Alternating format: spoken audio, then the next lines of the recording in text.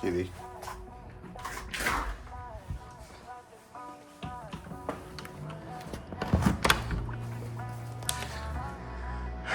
Good morning, guys.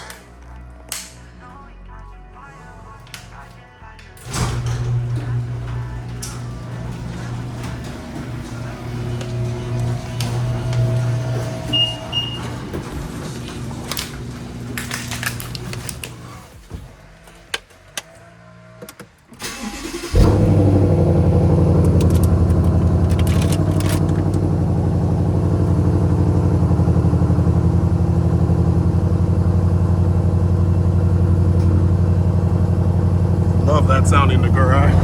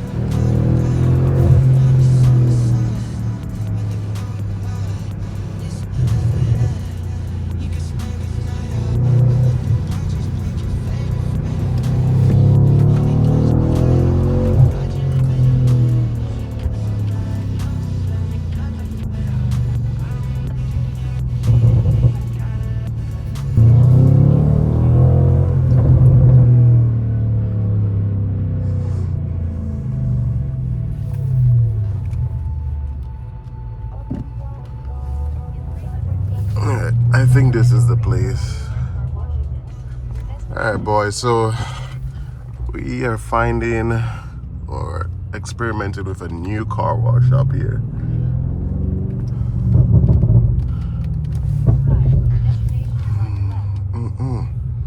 I need to lower the pops. Who do I talk to here?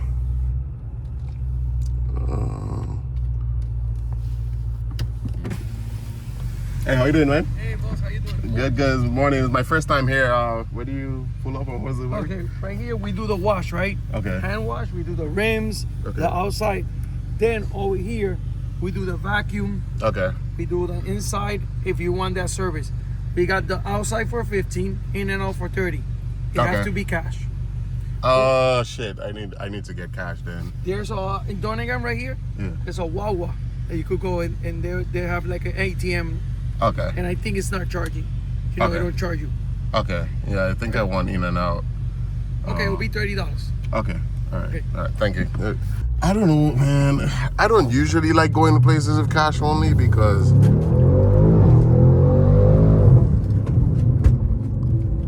I like just like a record of everything. It just helps me budget and manage my finances easier. Also, if something shady happens, you know, I like to be able to hit up my bank and be like, hey, man, I need my money back. This place is fraud. But I don't think anything bad's going to happen. You know, I'm not saying they like that. I'm just saying, you know, you never know. Maybe I should just let them do the outside and I'll clean the inside myself at home. $30. The most I used to pay for, oh, there it is the Wawa. The most I used to pay down in Broward County for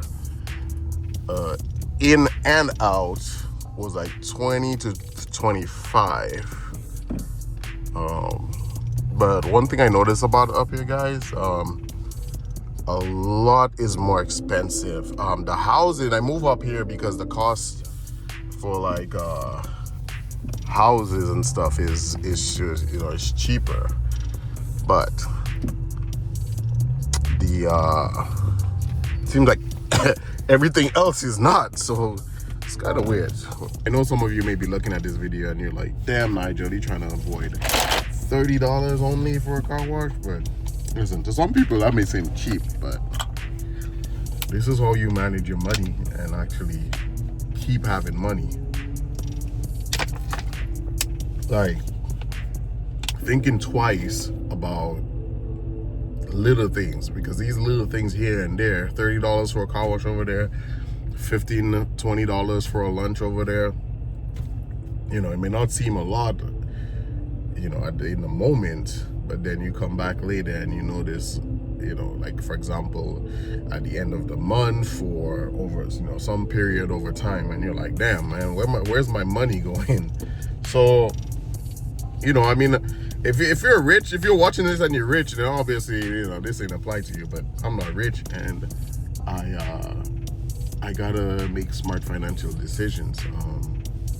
You know, it's I've made a lot of financial mistakes in my life, and believe me, I always try my best not to go back there, you know. But yeah, so I'm actually just sitting in the car debating right now, do I want to go inside this spot right now for the ATM to take out $15 or $30 for a car wash?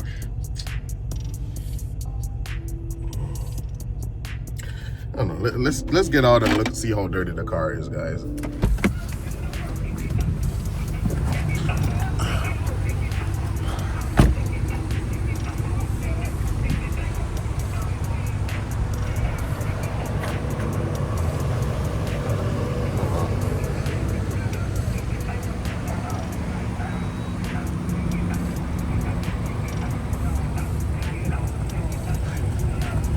I don't know, guys. It doesn't seem that bad. I think I'll just do a cloth.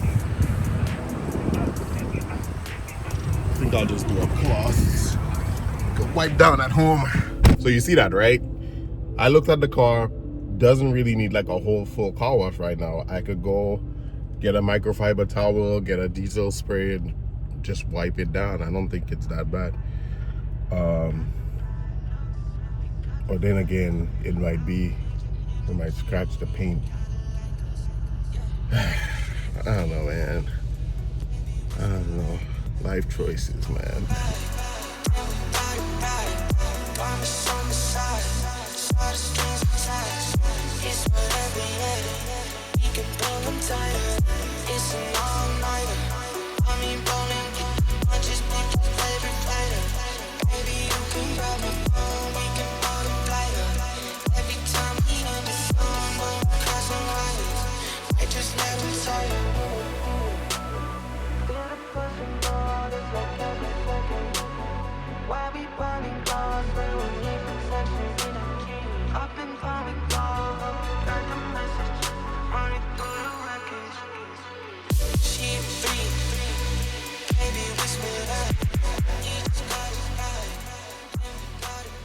All right, guys, so I think it's time for a conversation that no BMW owner wants to have, but it needs to happen. So we are talking about depreciation. So I looked up my car today. I looked up the value on Kelley Blue Book, and I was comparing it to how much money I owe, right? So I put in everything in there. I did put that I have modifications. They ask you if you have any exhaust intakes, you know, stuff like that. So I put that the muffler is removed, blah, blah, blah, you know, all the stuff. I think I also put that the car is, I didn't put excellent condition, but the one right before, which is like, I think very good or something like that. Because overall, the car is not bad. I mean, you know, a few little rock chips here and there, but you know, other than that, visually, it looks good, right? So I put all that in, and the range I got that this car is worth, according to Kelley Blue Book, is between 40 to 43,000, right? So comparing that to how much I owe, so right now I still owe a lot on this car. Pretty much just got it. When did I get this car again? What are we, in April last year? So just past 1 year mark, right? Because I think I got it in March of last year, if I recall correctly. So just past the 1 year mark, and I still owe about $60,000 on this car. Hey yo, what the fuck? So someone asked me, you know, do I plan to sell this car? And I think about selling or trading in, like every time I get a car, right? In a few months I think about trading, but this car, I don't think that's gonna happen anytime soon. Well, for a few reasons. So one, obviously the car still has a lot of negative equity on it. You know, let's just say I try to trade it in and I get them to stretch it to give me like 45. Let's just say they give me 45,000 for this car, right? You know, some places they pay more higher than Kelly Blue Book. They try to beat it. So let's just say they give me 45. Probably stretch it more, but anyways, let's just say 45. So I am 15K upside down, right? So if I want to trade, that 15K negative equity would roll over unless I have a down payment to offset it, right? That's assuming I'm trading. Selling, obviously, if I'm selling, you know, you can't just sell with the negative equity, right? You got to offset that somehow. So I think we all know that BMWs depreciate fast, because if I recall correctly, this car was, what's the price tag? About 58, 59, something like that on the lot. And after certain fees and stuff, I think it crossed the 60 mark. Now, besides that, another reason that I do not want to trade or cannot trade right now is because I really love this car, right? I don't think I've had a car that had so much in one before. I have the performance, I have the luxury. I think this is my first luxurious car. Well, actually, counting the Genesis, I don't know if you guys remember the Hyundai Genesis. I guess if you count that too. But let's just say this is my first top luxury car, I guess you could say.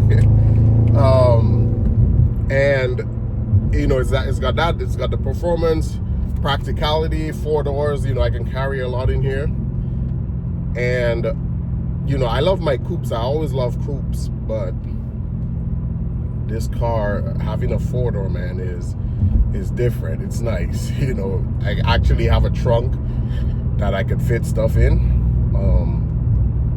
Yeah, so I think this is a good car to keep for now.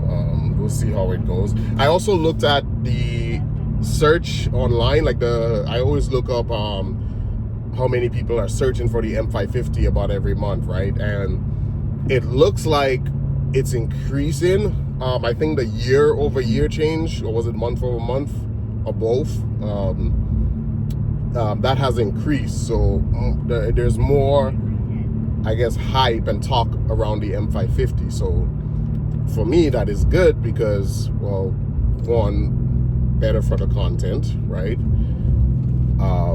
You know, more people start demanding it, the value may fluctuate. You know, like they have data on that they collect of how many people search up these cars, inquiries and all that. So, you know, it might shift the value a bit, who knows. But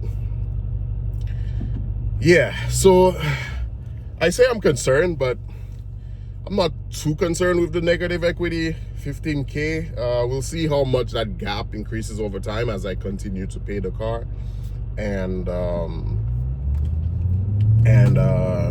see how the market and economy shifts. I don't know. We'll see what happens, but this is where I stand today with this car, guys.